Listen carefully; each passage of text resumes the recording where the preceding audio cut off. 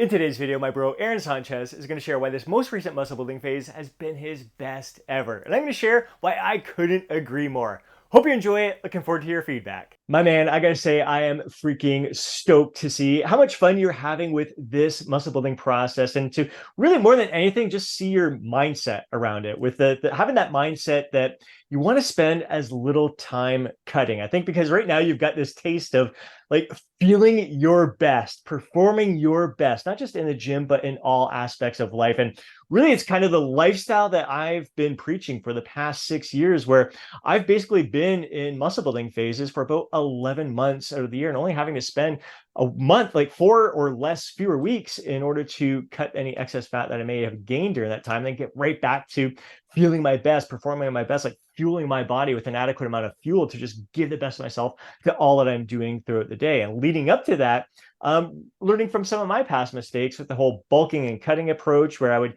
gain 20 to 30 pounds during a 6 to 7 month muscle building phase. For a guy my size, 5'7", 148 pounds right now, like that was a lot of excess fat. And when cutting it down during 12 to 16 week cutting phases, realizing it really, there was no payoff. And I was spending a good chunk of my year cutting and not feeling my best, not performing at my best. It just wasn't worth it. So I'm interested to hear what your previous muscle building experiences were like and why this one you were finding is so much better than those. I think so. My previous muscle building phases, I had kind of set a hard cap at like I didn't personally want to gain over about 5 pounds before I would drop back down into a deficit.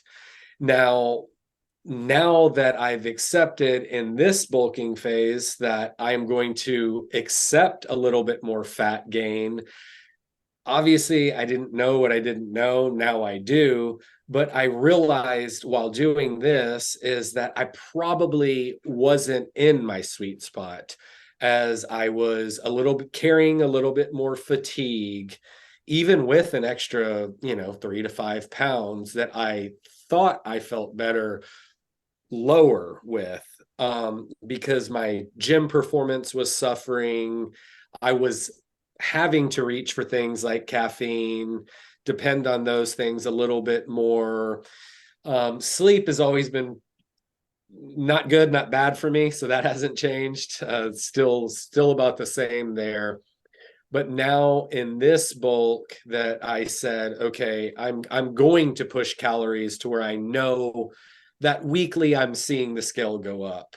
And what happens if I push past that 5 pounds, which right now I am a little bit about 2 pounds past that, kind of depending on where you look at where I started.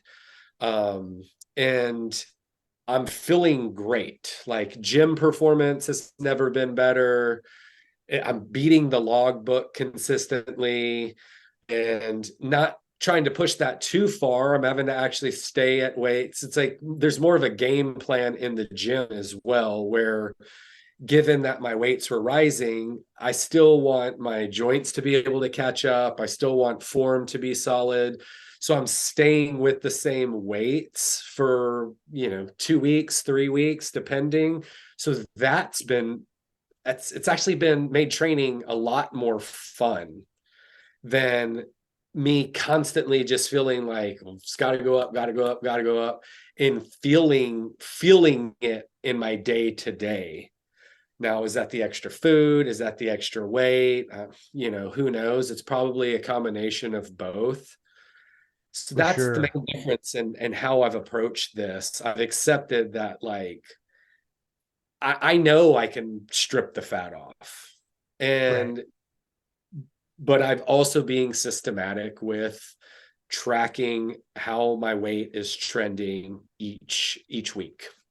Right. So I think there's some big takeaways from that. First of all, we can be our own worst critic at times, like looking at our physique, am I lean enough kind of thing. And I think you're a prime example of like what you often hear about in regards to being too lean and how that can have a negative impact on how you're feeling, your performance, your energy, your sleep. All that kind of stuff can be impacted negatively by being too lean. And we're all different. I mean, you're not that much bigger than me, about 5'8" and 157 pounds when I kind of started this there. I'm 148 pounds, 5'7", both in our 40s. So we kind of carry weight a little bit different, but Yeah, similar sure. at the same time. But yeah, like I was always telling, I knew you were lean, but sometimes it's tough for us to see ourselves like we're that lean. So it really is important to kind of pay attention to those cues, like especially when you go through a cutting phase and you cut down again. Maybe you're going to stop a little bit sooner, knowing that if I dip a little bit below where I'm at right now, that's not my sweet spot. That's not where I'm going to feel my best and perform my best. So it's really important to kind of, I guess, each experience teaches us that. We learn from each of those experiences. And just hearing like from yourself, like that 5 to 7 pounds was your cutoff point. Like for me, that is kind of my cutoff point at this time. What I've learned from my previous muscle building experiences, but I'm probably starting off at a higher body fat percentage, even though I'm pretty freaking lean. I just know that's my sweet spot. And if I push it more than that, that's when my performance starts to go down. I start to feel a little bit more sluggish. My performance on the ice playing hockey isn't as good. Uncomfortable. So you learn with each building and cutting phase where your true sweet spots are. And I know if I get any leaner than I do, I'm going to start to notice that dip in performance as well. So I really like that you now at this point, it's smart just to not have a number on a certain body weight that you're going to get to, or maybe even a certain look. It's really focusing on performance and how you're feeling, and extending it for as long as you can. So walk me through this process of like when you started here, and what you did with your calorie intake and all of that to gauge how much you should be pushing things. Yeah, so I had for the better part of a year, I had been around hovering, probably averaging, I don't know, 2,800 calories. And when I just decided like I'm going to push that a little bit more. And so I'm going to get to 2,900 and see how my body reacts. So I was doing that, and probably for a few months there, 4 or 5 months, and weight maybe jumped up a little bit, probably not even a pound, and felt okay, so continued on. And that's right around March. I was like, okay, I'm really going to push things. I'm really going to, let's say 10%. So I did throw a number on it. Like I'm going to go 10%, jumped up to 3,100 pound or 3,100 calories per day. Weight did jump up, and I was just committed to it. Like I'm not going to freak out. I'm gonna weigh myself daily. I'm gonna log the number, and then I'll just go about my day, whatever. So pushed it to 3,200 calories, and the way my body likes to work is it will jump up. Generally, I fall back down to where I was, hold steady a little bit, but I know it's going to then jump up 1 pound or a little bit over. It's just the way that's just how I function. And Mm-hmm. that's pretty much has been the trend. So it's each week now I'm experiencing new highs, then I drop back down, and then it'll slowly creep back up to that high number, generally over a week. And so at this period, I'm gaining 200 grams per week. So it's slowed down, but the number is still trending up. So I'm going to ride these macros. The goal is to get to November to reevaluate body composition, how I'm feeling, things I have going on in my life, and kind of decide which direction I want to go from there. That's freaking awesome. A lot of gems in there. So really committed to this bulk or building phase for the past 3 months, and you're looking at another 3 months from now, at least at a minimum, just evaluating as you're going along. And I really love that. That's really, I think that's the key here, to not have that set deadline. It's just let's keep things up and call audibles when necessary there. And I think with those So even it sounds like the beginning of the year when you're around that 2,900 calories. I mean, we're talking like a very, very, very gentle calorie surplus. If your weight was going up just a tiny bit during that time, like Yeah. your maintenance, but like barely above maintenance there, and then bumping it up, um, again, you're going to where you experience a greater increase in weight initially. A lot of it's just there's food volume, like I said, your body kind of adjusting to the extra food volume there. So it's not like you're gaining fat or a lot of muscle at that point. Then you bump up the calories again, see another little spike in weight, and now it's kind of leveled off since you've been keeping it consistent around that 3,200 calories. And really kind of looking at like to me, I think you're in that sweet spot right now. I think for a lot of us experienced lifters, aiming for that pound per month at this stage of the game, I think really keeps us in this for the long term. Like when it comes, I'm talking like muscle building phase here, where you're not going to have to spend much time cutting. You know, it's going to be a good ratio of muscle that you're gaining, hopefully, in regards to fat, unless you find out you're damn near close or at your genetic muscular potential at this point. But I think based on your past muscle building experiences and seeing how you're approaching this one, like really fully committing to it, I'm excited to see what the end result is here and what we learn from this overall experience. But I love that you're not being like super crazy, like overly aggressive. Like you want to know you're in a surplus, and you do. Like you see, you said your weight's trending upward, so you know you're moving the needle in the right direction there. You don't need to overdo it, where then you're going to be like, all right, I got to pull things back a little bit sooner than you want to. Yeah, and just really being patient with the process, trying to kind of separate myself from the end goal and just focus on the day to day, the training. I'm really enjoying training. I feel really good. I feel very strong. I'm recovering. I'm finding I can push harder and still recover. So for me, that it's almost more exciting than the thought of putting on some ounces of muscle, even though that started out as the goal. And it's the process for me right now because yeah, like you said, it's not trying to, I'm not like I've got to just eat more food and I've got to eat more food and that has to be the goal. Like the scale's going up. It may be going up slowly, but you know, it's trending up. So weights are going up in the gym. All indications would seem that I'm putting on some muscle. So we'll see in the end. But right now, I'm not even concerned with that. Right, right. And again, going back, I really like, especially in your situation, you're not the only one. I have a lot of clients, like we're talking about earlier off camera here. I tend to be a lot more linear with my weight gain and loss when I'm eating a certain amount. It it's there's tiny little spikes, but I'm pretty much freaking consistent in either direction where yours you bounce around a little bit more. You just know that's your body. So you can't be making decisions on a day-to-day basis or man, maybe I'm eating too much, whatever. For you, it's almost like you have to put in that full month of work in there and see how the trends panned out before making any kind of adjustments at that point. Yeah, exactly. And it's funny how that way that, you know, we can just be so different in the way our body wants to lose weight or wants to put on weight. And yeah, I've really just been relying on 7 day trends just to see where I'm at.